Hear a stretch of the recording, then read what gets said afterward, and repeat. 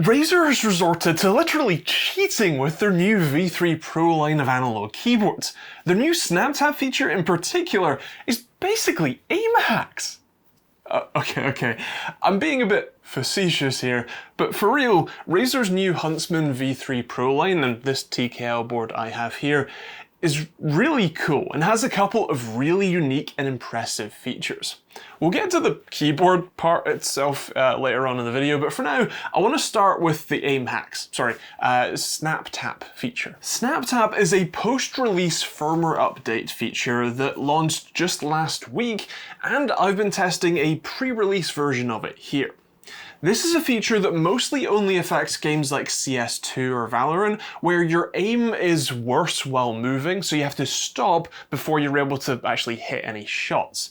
Because of the beauty of analog switches, that is, they know exactly how far along the travel you are, you can do a bunch of clever things with that information, and in this case, when you hit FN and left shift, you'll see both A and D turn white to show SnapTap is active. If you hit it again, they'll turn red, showing that it's disabled or not active. With it enabled though, the very second that you start pressing the opposite key, it instantly swaps to the direction your player is moving, or I guess against the player, so that there is no dead zone. It just cuts, say, the A key and sends the D key, or vice versa, depending on which way you're pressing it. That means that there is no dead time when you're strafing left to right, and honestly, makes a huge difference. Even for a CS noob like me, it makes that sort of side-to-side strafing so much easier and really quite easy to hit shots even while still mostly moving. I can't say that I'm equipped to give you a pro level insight into how useful this actually is in comp matches, but if it works well for me, it should work even better for more skilled gamers too.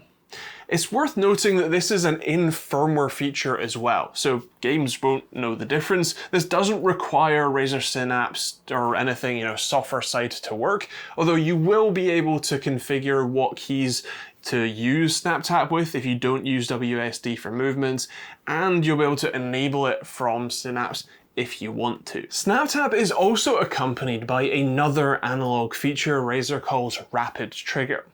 This basically means that while the actuation point that you set either on the board itself by pressing FN and tab and then using the dial to adjust between different settings shown on the right hand side of the board, or in Synapse stays the same, on rapid trigger keys, whenever you lift the key by just 0.1 millimeters, it cancels the signal effectively instantly.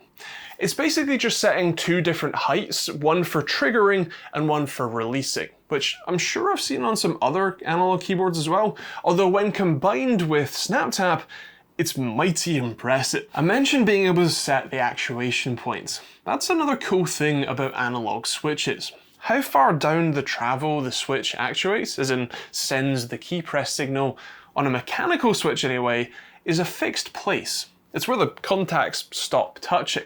But on an analog switch, well, it's kind of arbitrary. There's no fixed place where it absolutely must send a signal. Instead, you get to control it. And in this case, that could be anywhere from 0.1 millimeters, just breathing on the thing, to 4 millimeters all the way down at the bottom. By default, depending on what mode you're in, it's either set to 0.8 millimeters or 1.2 millimeters. And you can change those modes with FN and either insert, home, page up, page down, end, or delete, with page up being the FPS rapid trigger mode, delete being analog WASD, end being racing, and page down being high sensitivity. Like I said, if you hit FN and tab, you can use the nice metal dial on the side to adjust the actuation point across the keyboard from 0.1 millimeters on the left to 3.6 all the way on the right of the little sort of display. You can also use FN plus caps lock to change the rapid trigger heights from 0.1 to 1 millimeter in 0.1 millimeter steps. That level of control means that you can have it sort of just need to be breathed on to trigger for gaming, but for typing you need to thump on the buggers. And actually, in fact, here's the sound profile.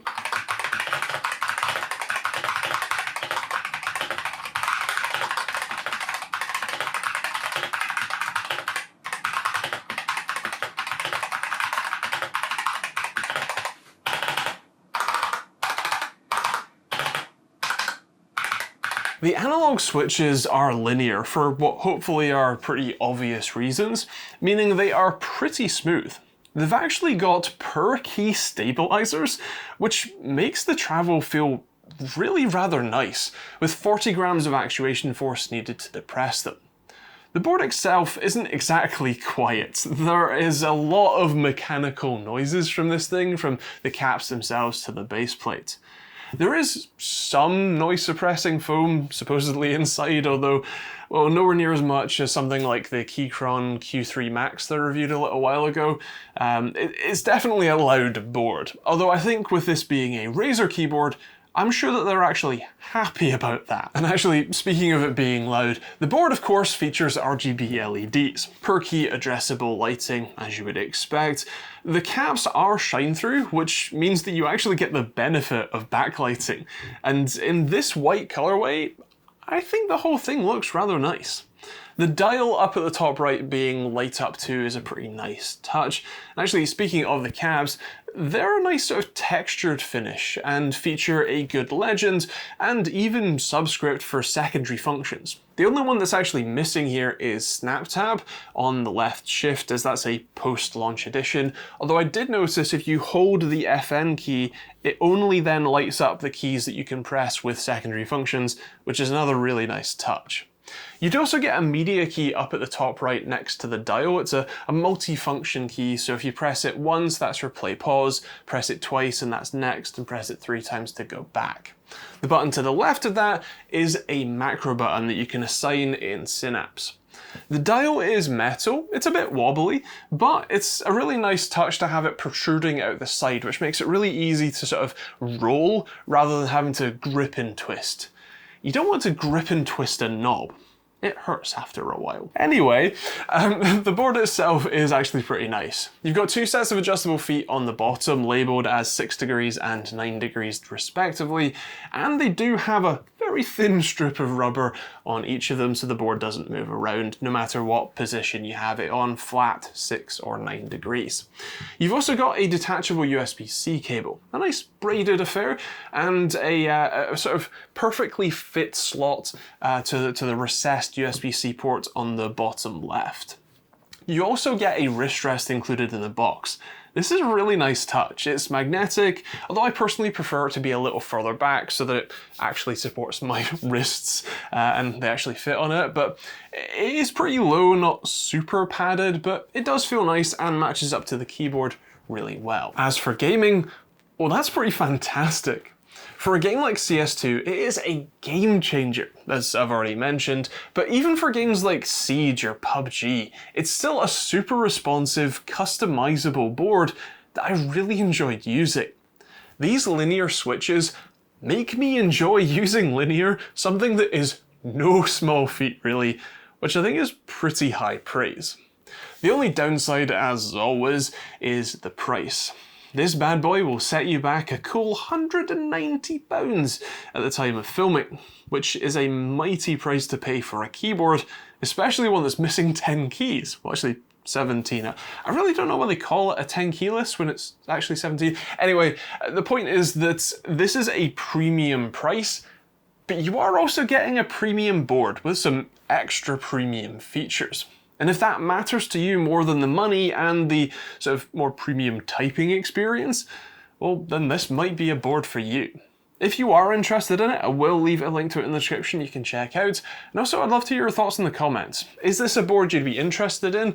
Is SnapTap a feature that you're super excited about, or does it not matter to you at all? Let me know in the comments. I'd love to hear from you. As always, if you want to see more videos like this one on a very regular basis, you can hit the subscribe button, turn on the bell notification icon. Check out plenty of other reviews on the end cards. I'll leave the keyboard reviews playlist if you're interested, as I have reviewed quite a few recently. There's also a few more keyboards coming up as well, including a Keychron one, so again, subscribe for that. But otherwise, that's kind of it. If you want to be able to test stuff yourself, you can check out my own hardware, the open source latency testing tool and open source response time tool at osrtt.com. And there's a load of other links in the description if you're interested as well. Otherwise, thanks for watching, hope you enjoyed it, and we'll see you on the next video.